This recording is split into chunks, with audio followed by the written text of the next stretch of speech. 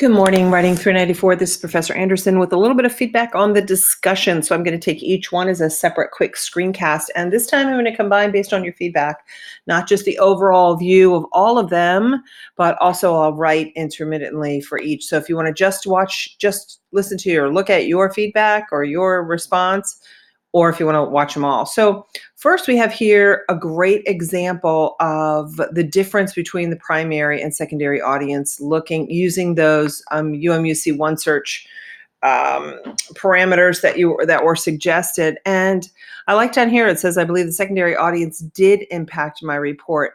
And it's important because this is important because the secondary audience is usually the recipient. Audience is the work or the research or the changes suggested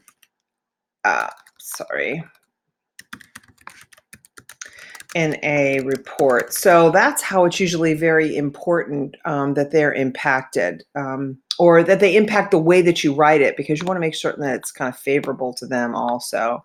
So that was a great inclusion there. Let's see what we have here from according to you. Yep. It's the audience who it's written for, primary audience, and the secondary audience are who may be indirectly received. So the primary audience is actually like that targeted decision maker. So yes, the impact would be, you're right. So you have it right here. So the research report is the primary audience are those individuals who would make the decision. And then the secondary audience impacts because you're right. If share the report with others in the company. You're right. You're exactly right. Making sure you word things differently. So a lot of times I just copy and paste what it is that is like a powerful statement that you make that relates to, and I'm just going to say here, yes, grammar and usage make a huge difference. So it makes a huge difference in not only how it's presented, but also the impact that your report has on others.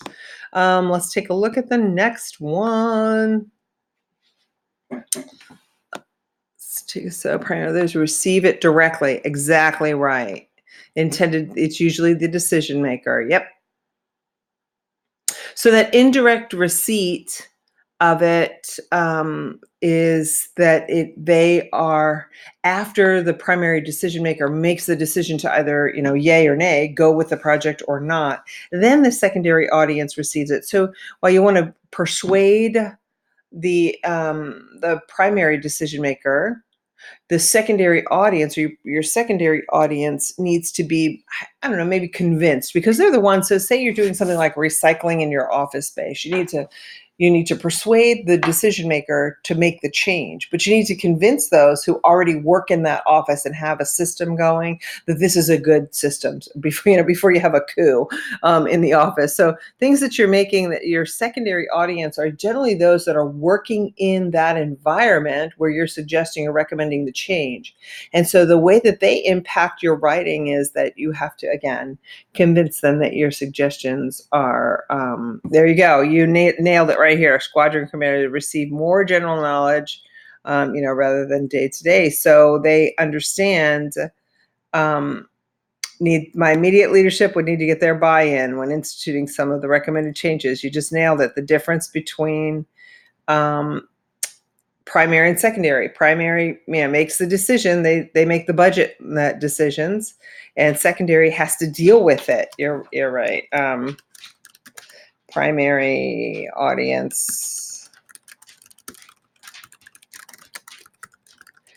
and the secondary audience usually has to live/work with the decisions made.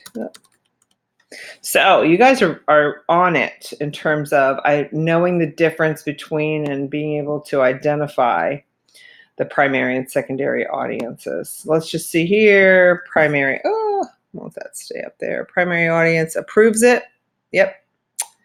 For your report, it'll be the department head, the implementation, right? Secondary audiences, your coworkers. Excellent. Exactly right. And I'm going to say here, you make a great point when identifying the difference between primary and secondary audiences in your workplace. Primary makes the decisions, secondary works the decisions. That's really kind of what it comes down to.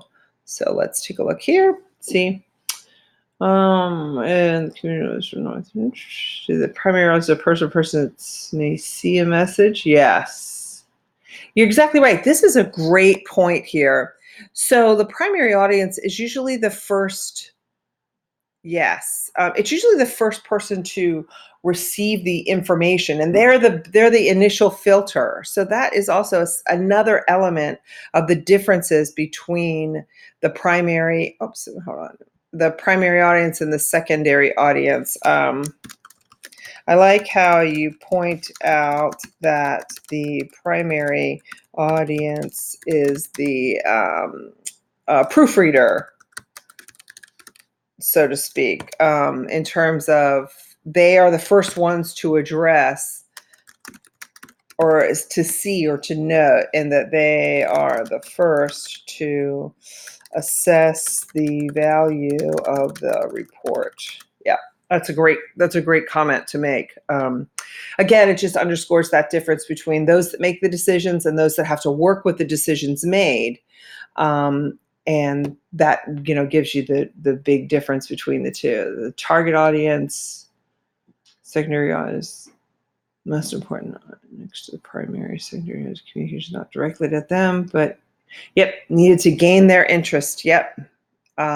Secondary audience, it's needed to gain their interest. So yeah, the board of Berkeley County Board, your primary audience, Berkeley County School Board officials, right?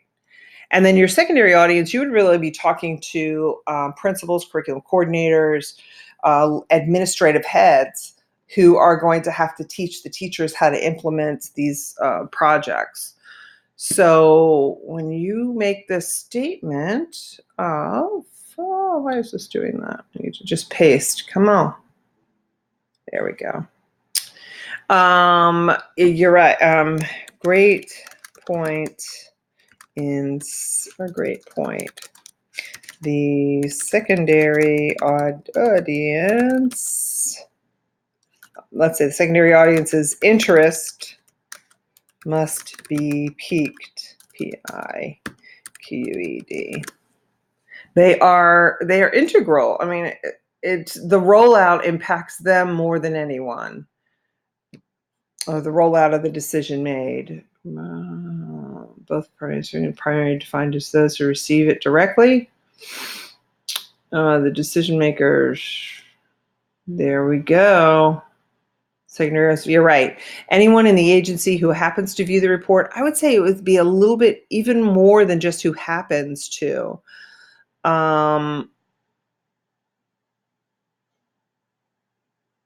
Well, you're right. You're right. You don't want to tailor to everyone in your industry or everyone in your office, but the secondary report needs to, I don't know, sometimes those primary reports are a bitter pill to swallow, and you want to not necessarily sugarcoat it, but you need to show the benefits for all.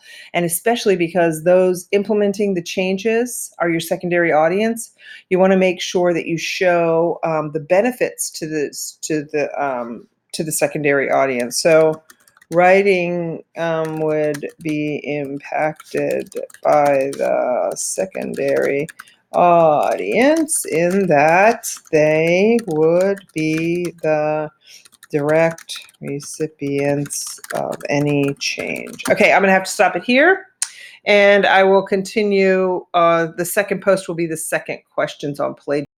That's a juicy